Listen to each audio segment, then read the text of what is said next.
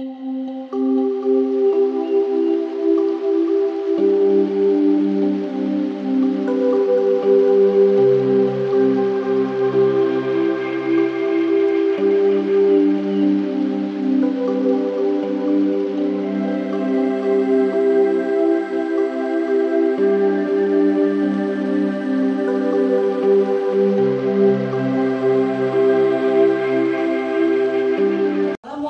warahmatullahi wabarakatuh. Waalaikumsalam warahmatullahi wabarakatuh. Permisi Bu. Silahkan duduk Bu. Baik Bu, terima kasih. Apa ada bisa saya bantu Bu? Gini Bu, terkait dengan tugas calon guru penggerak, yaitu demonstrasi kontekstual modul 3.1 pengambilan keputusan pemimpin. Apakah Ibu bisa meluangkan waktu untuk mewawancara terkait hal tersebut Ibu? Silahkan Ibu. Baik Bu, kita mulai ya. Selama ini bagaimana Ibu dapat mengidentifikasi kasus-kasus yang merupakan dilema etika atau bujukan moral? Ya, dalam mengidentifikasikan permasalahan ada dua hal yang terjadi, yaitu rujukan moral dan dilema etika, di mana yang saya pahami adalah bahwa rujukan moral atau benar versus salah adalah sebuah situasi yang terjadi di mana seseorang dihadapi pada situasi benar atau salah dalam mengambil sebuah keputusan, dan dilema etika atau benar versus benar adalah sebuah situasi yang terjadi di mana seseorang dihadapkan pada situasi keduanya benar, namun bertentangan dalam mengambil sebuah keputusan. Baik Ibu, selama ini bagaimana Ibu menjalankan keputusan pengambilan di sekolah Ibu, terutama untuk kasus-kasus di mana ada dua kepentingan yang sama-sama benar atau sama-sama mengandung nilai kebajikan Bu? Sebagai pemimpin, ketika dihadapkan dalam situasi mengambil keputusan, tentunya kita harus mengidentifikasikan masalah terlebih dahulu. Apakah kasus tersebut berada di bujukan, moral, atau dilema etika? Selanjutnya, ada beberapa hal yang perlu kita lakukan untuk mengambil keputusan, yaitu kita harus memperhatikan 4 paradigma dilema etika, 3 prinsip, dan 9 langkah pengujian kompetensi. Baik Ibu, sebenarnya langkah-langkah atau prosedur seperti apa yang biasa Ibu lakukan selama ini? Ya baik. Yang pertama saya lakukan adalah dengan mengidentifikasikan permasalahan yang ada. Kemudian saya mengenali nilai apa yang bertentangan dalam situasi ini.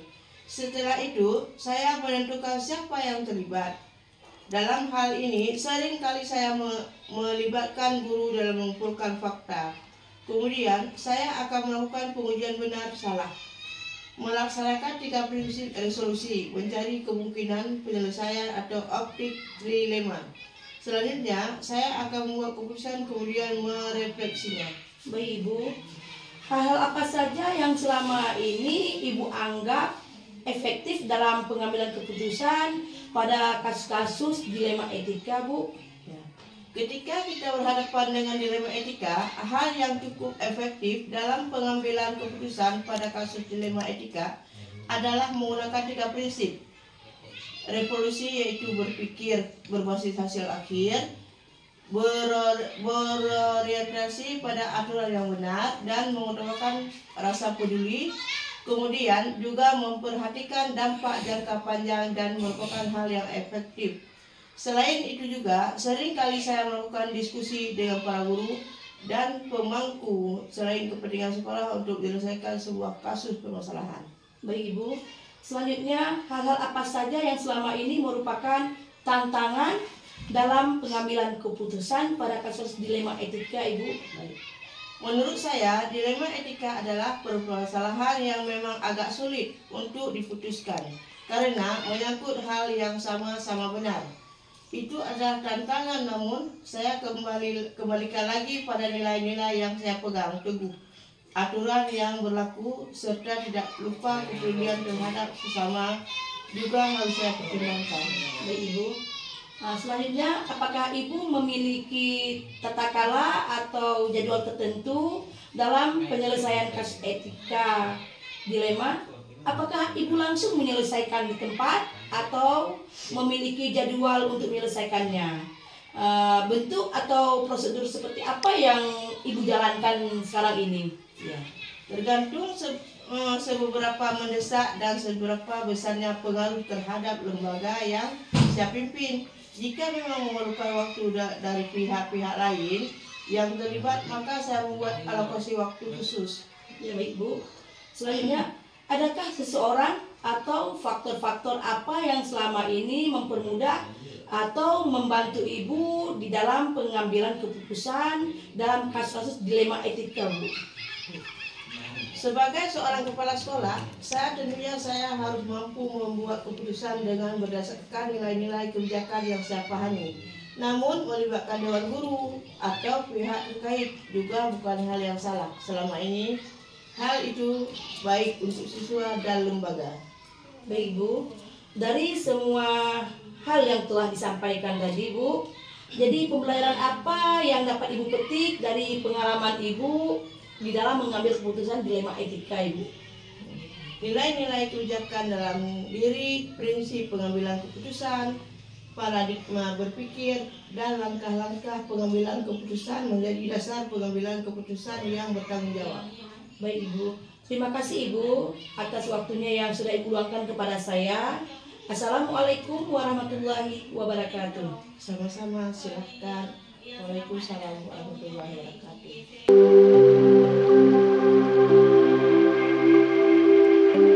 Assalamualaikum Pak. Waalaikumsalam, Bu. Silakan masuk, Bu. Baik Pak. Silakan duduk, Bu. Baik Pak.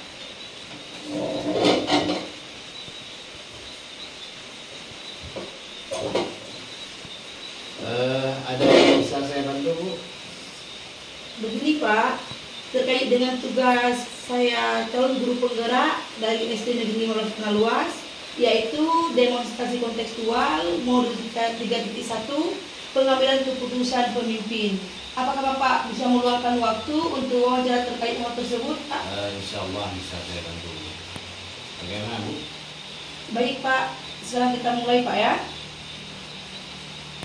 Jadi selama ini bagaimana Bapak dapat mengidentifikasi kasus-kasus yang merupakan dilema etika atau bujukan moral, Pak? Dalam menanggapi kasus-kasus yang merupakan sebuah dilema atau dilema etika atau bujukan moral di sekolah, pertama sekali kita tetap mengidentifikasi kasus yang terjadi. Yang pertama dengan melakukan pengamatan terlebih dahulu terhadap kasus itu sendiri. Kemudian mendengar berita atau kita gali berita dari pihak-pihak terkait dan juga kita cek atas kebenaran kasus tersebut. Intinya adalah jika sesuatu itu salah, maka saya akan melakukan cross check dan tindak lanjut. Namun jika ada hal yang sebetulnya sama-sama benar, maka saya akan musyawarah juga dengan pihak-pihak tertentu. Baik Pak, kita lanjutkan Pak ya. Selama ini bagaimana Bapak menjalankan keputusan pengambilan di sekolah Bapak, terutama untuk kasus-kasus di mana ada dua kepentingan yang sama-sama benar atau sama-sama mengandung nilai kebajikan, Pak? Untuk pengambilan keputusan di sekolah kita utamakan adalah diskusi. Kita berdiskusi, kita ajak beberapa orang guru untuk kita diskusi bersama, sama-sama kita cari jalan keluar bersama para dewan guru yang ada di sekolah kami. Baik Pak. Kita lanjut lagi Pak. Langkah-langkah atau prosedur seperti apa yang biasa Bapak lakukan selama ini ya Pak? Kalau prosedur yang kita lakukan, yang pertama sekali kita cek mengecek dulu terhadap permasalahan. Kemudian setelah itu kita minta pihak terkait siapa saja, kemudian kita diskusikan dengan para dewan guru yang menyangkut dengan kepentingan sekolah secara umum. Kemudian kita buat keputusan. Namun jika berkaitan dengan tugas saya pribadi, maka saya akan putuskan sendiri dengan mempertimbangkan baik buruk serta aturan yang berlaku di sekolah kami. Ya baik Pak. Kita lanjut lagi Pak ya.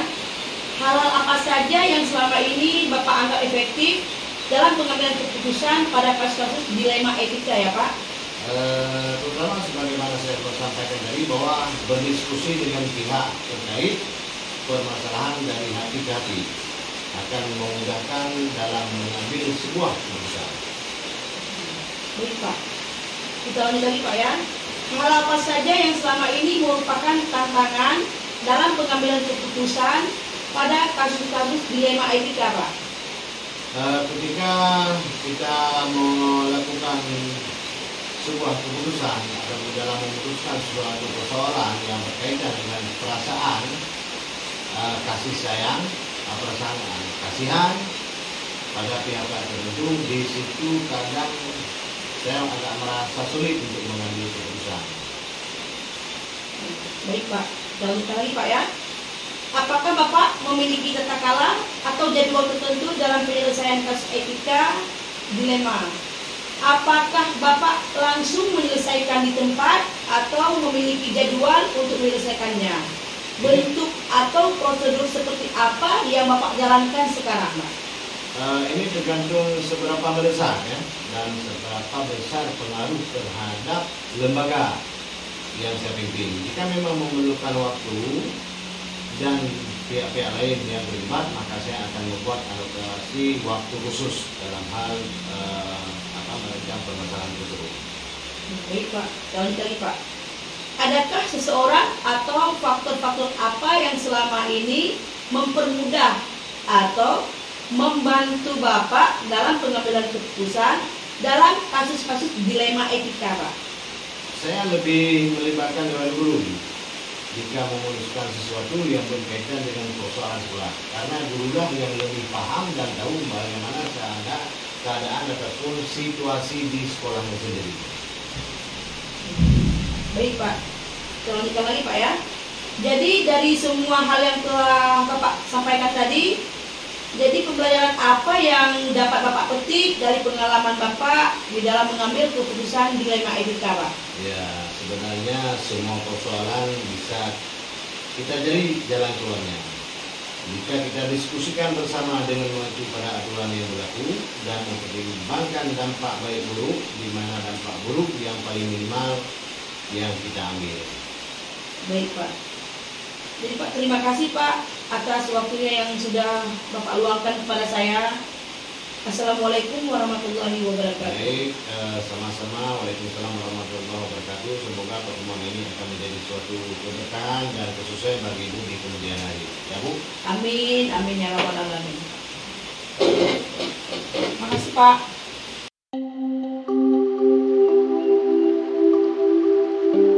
Assalamualaikum warahmatullahi wabarakatuh. Waalaikumsalam warahmatullahi wabarakatuh. Permisi Bu. Silakan duduk Bu. Baik Bu. Ada yang bisa saya bantu Bu? Gini Bu, terkait dengan tugas calon guru penggerak, yaitu demonstrasi kontekstual modul 3.1 pengambilan keputusan pemimpin. Apakah Ibu bisa meluangkan waktu untuk wawancara terkait hal tersebut Ibu? Silakan Bu. Baik Bu, kita mulai ya. Selama ini bagaimana Ibu dapat mengidentifikasi kasus-kasus yang merupakan dilema etika atau bujukan moral? Cara saya untuk mengidentifikasi kasus yang dihadapi adalah dilema etika atau bujukan moral adalah dengan melihat dampak yang akan ditimbulkan dan di kemudian waktu, baik dan buruknya, serta siapa saja pihak yang akan merasakan dampak tersebut. Baik Bu, selama ini bagaimana Ibu menjalankan keputusan pengambilan di sekolah Ibu, terutama untuk kasus-kasus di mana ada dua kepentingan yang sama-sama benar atau sama-sama mengandung nilai kebajikan? Dalam mengambil keputusan dalam kasus di mana ada dua kepentingan yang sama-sama benar, biasanya saya akan melihat sejauh apa kepentingan tersebut selaras dengan peraturan atau norma yang ada di sekolah. seberapa luas dampak atau pengaruh kebijakan tersebut bagi siswa dan guru. Lalu, bagaimana pengaruh kebijakan tersebut untuk jangka pendek atau jangka panjangnya? Untuk itu, kita tidak dapat tergesa-gesa dalam memutuskannya. Harus dengan hati yang tenang. Baik Bu, langkah-langkah atau prosedur seperti apa yang bisa Ibu lakukan selama ini? Langkah pertama bisa saya lakukan adalah mengumpulkan data atau informasi yang saya butuhkan. Data tersebut saya kumpulkan dari berbagai sumber agar tidak bersifat subjektif. Langkah kedua, tindakan apa saja yang sudah dilakukan untuk mengatasi permasalahan yang sedang terjadi. Dan langkah ketiga, melihat sejauh mana kepentingan tersebut sejalan atau bertentangan dengan peraturan atau kesepakatan yang ada di lingkungan sekolah dan tujuannya. Langkah keempat, mempertimbangkan seberapa luas dampak atau pengaruh kebijakan tersebut bagi siswa, guru, orang tua, dan lingkungan di sekitarnya. Dan yang terakhir, bagaimana pengaruh kebijakan tersebut untuk jangka pendek dan jangka panjang. Baik Bu, jadi hal-hal apa saja yang selama ini Ibu anggap efektif dalam pengambilan keputusan pada kasus-kasus dilema etika? Menurut saya, paling efektif dalam mengambil keputusan adalah kita harus tahu terlebih dahulu akar permasalahannya. Setelah melalui tahapan-tahapan yang benar dalam mendampingi dan mampu mengkomunikasikannya dengan baik. Baik Bu, jadi hal-hal apa saja yang selama ini merupakan tantangan dalam pengambilan keputusan pada kasus dilema etika? Tantangannya adalah ketika menghadapi situasi di mana sama-sama memiliki dampak yang berimbang baik untuk waktu jangka panjang dan jangka pendeknya. Baik Bu, apakah Ibu memiliki tata kala atau jadwal tertentu dalam penyelesaian kasus etika dilema? Apakah Ibu langsung menyelesaikan di tempat atau memiliki jadwal untuk menyelesaikannya? Bentuk atau prosedur seperti apa yang Ibu jalankan sekarang? Karena kasus itu munculnya tidak rutin sehingga tidak ada jadwal kasus untuk penyelesaian kasus dilema etika. Tergantung ringan beratnya kasus. Jika kasus itu ringan, maka bisa diselesaikan secara langsung saat itu juga. Tetapi jika permasalahannya berat sehingga memerlukan penanganan melalui tahapan-tahapan yang berlaku, yaitu meninjau fakta atau data, komunikasi dengan semua pihak yaitu murid, lalu koordinasi atau bermusyawarah dengan tim untuk mengambil keputusan yang baik. Baik Bu, adakah seseorang atau faktor-faktor apa yang selama ini mempermudah atau membantu Ibu dalam pengambilan keputusan dalam kasus-kasus dilema etika? Ketika menghadapi sebuah kasus dilema etika, biasanya saya melihat situasi terlebih dahulu. Ketika situasi bisa memberikan saya kesempatan untuk melakukan tahapan berpikir dengan baik dan cepat, maka saya akan segera memutuskannya.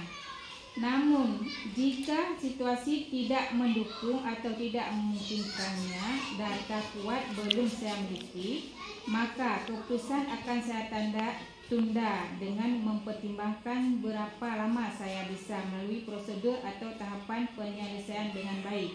Ya Bu, jadi dari semua hal yang telah Ibu sampaikan tadi, jadi pembelajaran apa yang dapat Ibu petik dari pengalaman Ibu selama ini dalam mengambil keputusan dilema etika?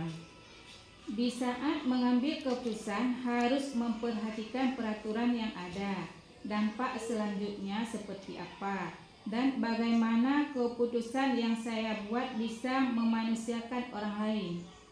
Baik Bu, terima kasih Ibu atas waktunya yang sudah Ibu luangkan kepada saya. Assalamualaikum warahmatullahi wabarakatuh. Sama-sama, silakan. Waalaikumsalam warahmatullahi wabarakatuh.